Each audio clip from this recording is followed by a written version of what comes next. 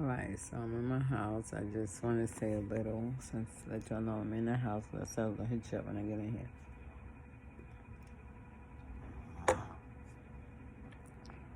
You heard that, right? Let's go to Elizabeth. I had her breakfast. She's sleeping. I had her little juice. This was filled to the top. She drank it down there. She didn't watch her little, what was it? Hooked on Phonics video, learn some letters, learn some sounds. Now she's sleeping. And I'm about to take me a nap. I done finished almost finished. I done had my breakfast. I invited Tracy to some of my breakfast and he said, you better get out of here. I said, all right. So I got out of there. I offered him.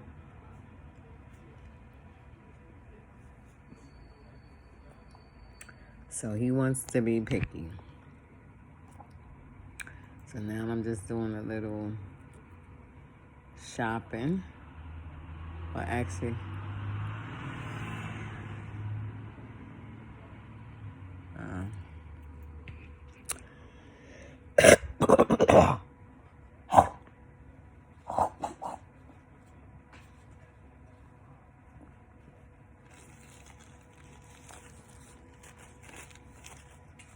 alrighty then.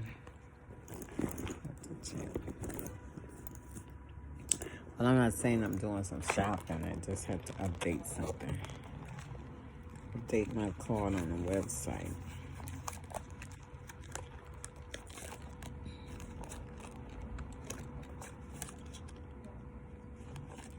So that way, I will be good. I paid my little $25 or so dollars. Well, it wasn't $25. It was $100 I had to pay. Because I am planning on, if it's the Lord's will, next year. I think it's May. We'll be going to Sight and Sound. I'll take Mary this time, because Daniel always go. We need somebody here with Tracy and the kids, so Daniel says she'll stay.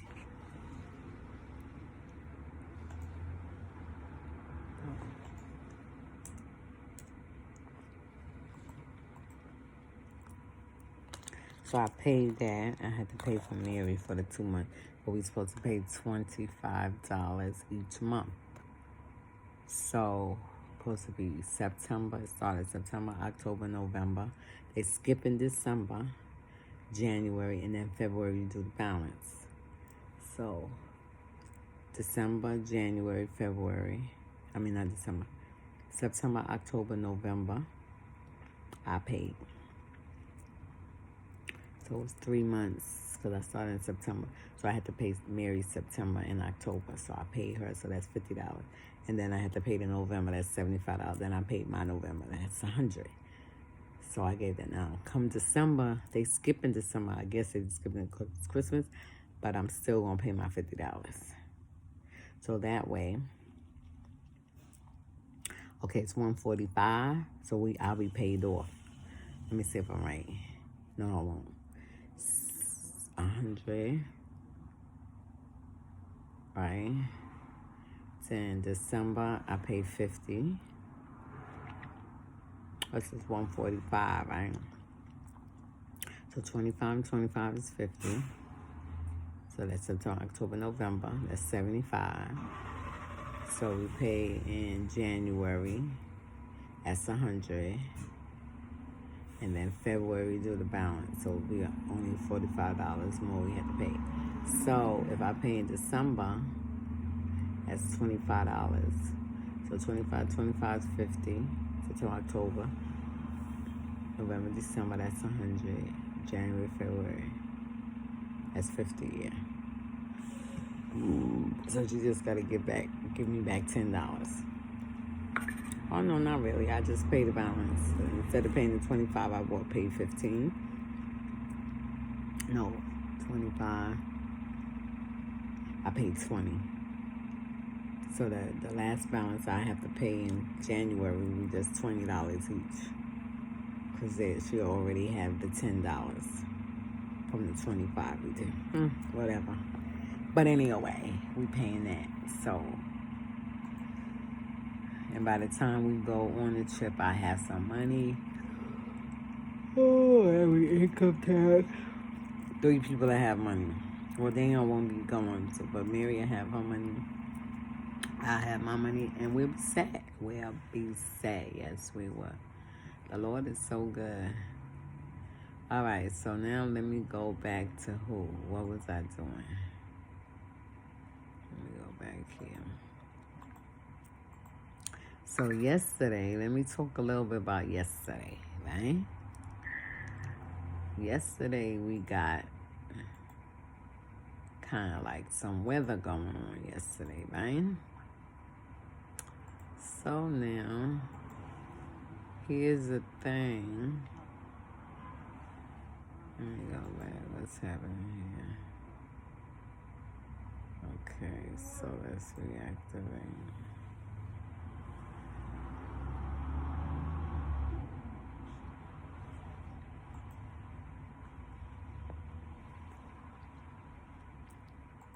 So now, no, I don't show that card.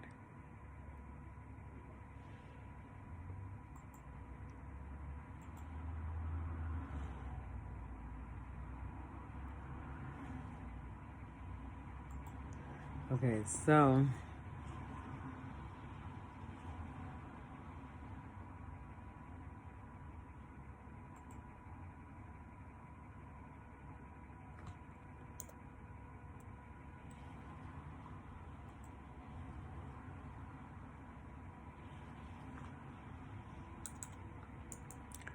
now,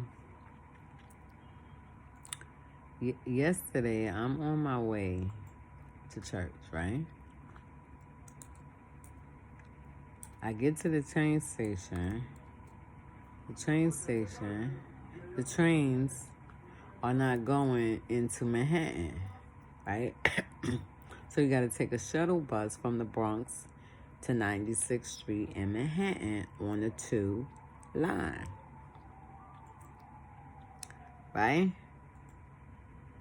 So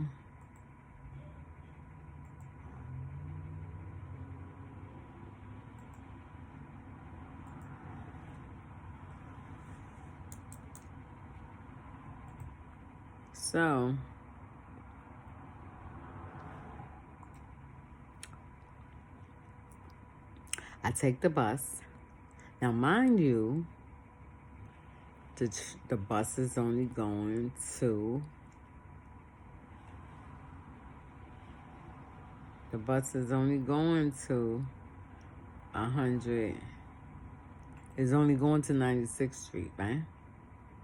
Why I got off at 125th Street? Because I'm like, you know what? I said to myself, right, while I'm on the bus, you know what? I can get off at 125th Street and catch 4 trains, right? So that way I don't have to ride. I don't know what my brain was thinking. So I get off the bus. Now, mind you, after I say that, I say, no, I'm going all the way to the end to 96th Street. Why get up and get off the bus? I'm standing there. Everybody's telling me, oh, no, you got to go to 96th Street. It's not stopping here. I got to say, the Bronx people is very helpful. They very respectable. I mean, it's a total different era out here in the Bronx. People talk about the Bronx people, and this is probably why Brooklyn people don't like Bronx people. It's because the Bronx people is very real. You see what I'm saying? I have not encountered anyone that is sneaky. Well, probably because I mind my business. But everybody that I encounter with is very respectable, especially people in my building, very respectable. The people in the stores, They are so nice. The whole borough was Spanish. Or maybe I should just say where I live at is Spanish, right? I'm in the Spanish area. And they are so nice. But anyway. So, everybody's helping like, no, mommy, the train don't stop here. You got to get on the bus and take it to 96. And I'm like saying, yeah, I got off too early, blah, blah, blah, blah, blah. So I had to wait another 15, 20 minutes for another, and I almost missed that bus, for another shuttle bus to come. I don't know what I thought the bus was going to say, but I happened to look up and I saw the number 2 shuttle bus in 96. Number 2 train shuttle to 96th Street. And I said, let me get on this bus. Okay. So I go to the train. So mind you, it came to me. I ain't going to say nobody came to me because I wasn't thick about it. The Lord put in my spirit and told me that they not having afternoon service, right? So I'm like, oh my goodness, they're not going to have afternoon service. I said, well, let me check my texts and see if I got any texts from Pastor Bubba. So I go through my texts. Nothing. I find her text, nothing. I look at Michelle's text, nothing. Only she let me know she's not going. That's it. So I haven't confirmed that they have that they're not going to have afternoon service, and that they're going to have communion right after service. Now, I don't know nothing about the weather. I didn't know it was going to snow. I didn't know. I checked the temperature, but I didn't check whether it was going to rain or not. So that's why I got caught out there yesterday in my suede boots, but thank God I didn't have to do a lot of walking and slipping and sliding and stuff like that. So I text somebody from the church asking them were they in church, and that I wanted to know. I just wanted to make sure. I wanted to know whether or not they was going to have communion after service, because it's like going on 11:30 now. It was like 11:13 when I texted this person, and the person was like, well, I heard, they said, no, I'm not at church, but I heard that they having communion right after service. So now I'm getting like kind of, I'm getting that kind of feeling going on, like, no, I don't want to even think that these people did not text me to tell me such, right? So I text the person back. I said, figures. I said, you know what? They didn't even text me to let me know. And I'm on my way to church now. Now, I'm not going to say that I would have stayed home if they had to text me. But maybe, God know me better than I know myself, per se. Maybe if they had to text me, maybe it would have came in my head. Oh, well, they having communion right after service, and they're not having afternoon service. You know what? I can miss communion today, and I would not have went to church, right? But my thing is when I get dressed, I'm going. I hate to get dressed and then have to come back and take my clothes off. I don't like that. So I guess it was a good thing I wasn't text, because God knew I was going to stay. Now, I didn't know. God knew that I would have stayed home. Now, me speaking right now, I don't know. But God knew I would have stayed home. And in me speaking, I probably would have stayed home. But since God knew that, he didn't allow nobody to text me. Now, it was wrong that they didn't text me in my outlook. But in God's outlook, it wasn't wrong, right? So I'm feeling some kind of way now. Whether it was wrong or right, I was feeling some kind of way. So, I get to church, right? I finally get to church. I think I get to church like 12:30. Something or one. Right? Because then when I got to Fulton Street, the 8 train wanted to take like 20, 25 minutes. Now it's 12 o'clock. So, yeah, it took a long time to come. And the 8 train never came. Not to say it didn't come after I left, but while I was there, the F train kept coming. And it was running down the A line, but it wasn't replacing the A, nor the C. Because at first I was going to get on it because it said the next stop was J Street and Borough Hall. But it was still an F train. So that means once it got to J Street and Borough Hall, it was going to go down the F line. So I said, nope, I ain't getting on that train. I'm going to wait. So I waited the minutes that I needed to wait. The C train came. So that was good. I didn't have to switch. Because I was saying now, if the A train come, I'm going to have to get off and wait some more minutes. That's going to make me later. Because now, since I know they having communion right after morning service, I want to get there in time. I don't want to miss communion. Because I already know the people ain't going to wait for me. Because they didn't have the audacity to text me. And then last month, I just want to throw this in there. We was taking communion, right? And Mother Anderson's, we don't use bread and we don't use grape juice no more. Oh, they done got so sophisticated on the Lord. They want to be purity Catholics now. So they got the little things that with the little supposed to be bread at the top. Because I don't think Jesus used that. You see what I'm saying?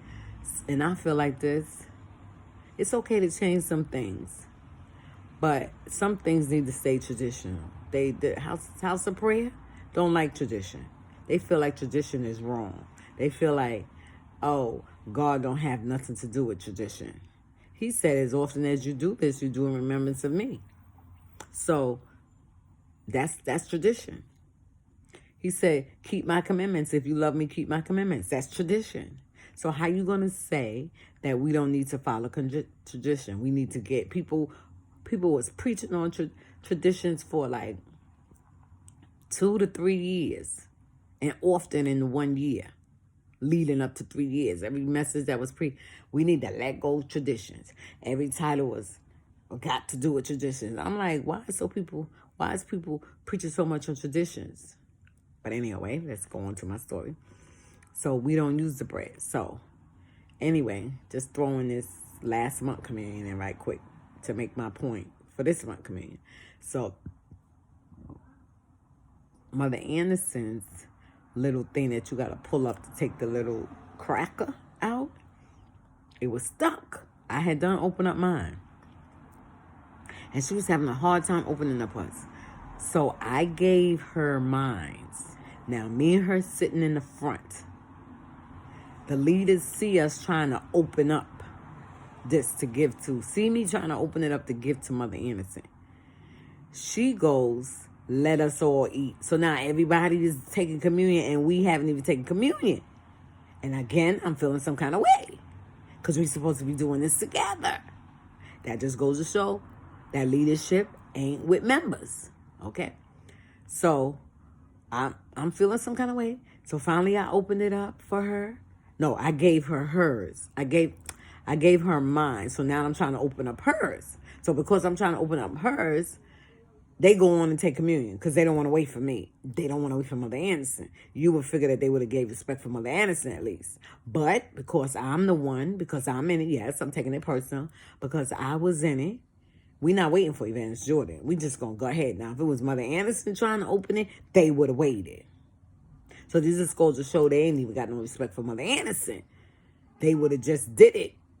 Because, let's not go ahead because Mother Anderson probably would feel away if we go on. So we'll wait for Mother Anderson. But Mother Anderson had hers already that I gave to her. But I needed to open up mine. So because I was struggling to open up mine and I ain't nobody. I am nobody in their sight. They went on into communion. So you know what? The Lord put in my spirit. Once I gave her hers, and I finally got mine open, I said, okay, come on, Mother Anderson. We're going to take communion. This do in remembrance of me, right? So she took the cracker. I said, let us eat. She took the cracker. She ate it. I said, all right, let's drink. I said, now let us drink. Something like that, I said. And I saw Pastor Glover smiling. She was like kind of smiling like, mm-hmm. And I went on and me and her drank. So there was one more left on the pan because Minister Anderson had came to take ours. See, that just goes to show that they was already finished. Because now he's coming around to collect the garbage, right? And we still haven't even taken mine. So he's standing there. So after we took our communion, I said to Pastor Glover, I said, can I have this? Can I drink this? And she was like, mm-hmm. So because it was already open, right? So Mother Anderson had her cracker and she couldn't get her juice, right? So I took hers, right? And I'm trying to think where that other one came from, because I took hers. She had her crack. I took hers, right? I don't even know where that other one came in that pan, but it was in there. So I had took it. I think I had taken her. No, what happened? She had dropped her cracker. I think she had dropped her cracker. So they gave her another one. So she opened it. You know what? I'm be honest with you. I can't remember right now how it was, but I know there was an extra one that was sitting in the pan. After we had ate our cracker and drank our juice, ate Jesus' body and drank his blood, now there was one juice left. And I asked Pastor, I said, can I drink this one too? And she was like, yeah. So I took it and I drank it down. I said, the more the merrier, something like that. And everybody was laughing. So now coming to this day, yesterday, I was trying to rush. I had to go downstairs, get myself together, because I was dressed for the weather. I had my hat on and all that stuff. And I had taken my shoes with me, but I'm going to tell you something. The Lord had told me, leave your shoes. Now, mind you, I didn't know they was having communion after that. They wasn't having it in the afternoon. I did not know they wasn't washing feet. The Lord told me, leave your shoes. The Lord told me, put on your boots. No, I went out there anyway. I took them shoes with me anyway, making my bag a little bit, whatever amount of pounds them shoes was, that much pound more heavier. I went all the way to Brooklyn with them bags, with them shoes in there, whatever. I get there, it's announced, we're not going to have, we're not washing feet. I decided that we're just going to have communion. The person couldn't even look at me while they was talking. They up there.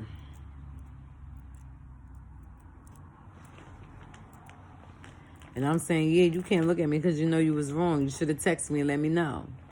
But, so in all, I wound up having the communion and everything. Take communion. I had to do everything, read the scripture, all that stuff they wanted me to do, okay? I guess that's why I had to go. Maybe that's why she ain't text me, because, you know, she probably was thinking, well, if I text Evangelist Jordan and tell her we're not having afternoon service and we're having communion right after service, then she may not come. And we need somebody. Well, they really didn't need nobody, because Minister Anderson was there. Evangelist Anderson was there. So either one of them could have read. They could have read the scripture that Ella Robinson didn't read, because Ella Robinson wasn't there. And I feel like this. I don't mind being used, right? But my church always talk about, you need to be trained. We can't let you do this. We can't let you do that because you need to be trained. But they don't want to train us, right? Okay, they don't want to train us. So when things need to be done, that evangelists and maybe missionaries, I ain't going to say missionary, that evangelists and ministers need to be doing, right? But we ain't got no more elders. We only got Elder Robinson. And I doubt if any of us be ordained as elders. They'll probably have to be dead and gone, and God gotta ordain us, or God gotta beat them over their head to ordain us, because there ain't gonna be no more ordination. Remember this video. There will not be no more ordinations in House of Prayer, because they do not feel House of Prayer members are ready for ordination. And since they talk about training all the time, there is no training in there. So they had me read the scriptures yesterday, but I don't read no scriptures. When it's come down for communion, Ella Robinson always read the scriptures. When it come down for reading the scriptures for the pastors and the bishops, Ella Robinson read it. Pastor read it. They don't use the evangelists to do anything. Why? Maybe somebody can comment below and let me know, why is evangelists pushed to the curve? Why are they not acknowledged as helpers in the kingdom of God? So now we went on, had the communion, whatever. So then I'll tell you what the revelation that the Lord gave me. That the reason why I had to go, and they did not text to tell me to stay home, or tell me that they wasn't having afternoon service. It was because Friday was my joy night, and inside that service, I explained to them how the Lord wanted the joy night to be, and how it came about, and the name, how He gave it to me, and they then I say that it doesn't matter. Wait a minute, I'll be right back.